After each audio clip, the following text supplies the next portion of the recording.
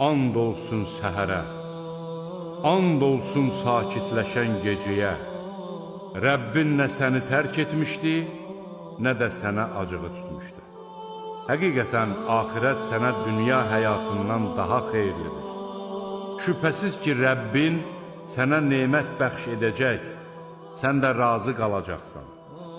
Məyər O, səni yetim çağında qoruyub sığınacaq vermədimi? Səni çaşqın olduğun halda doğru yola yönəltmədimi? Biz yalnız sənə ibadət edir və yalnız səndən kömək diləyirik. Kasıb olduğun zaman səni varlandırmadımı? Elə isə yetimə xor baxma. Səndən kömək diləyəni qovma və Rəbbinin nemətindən danış.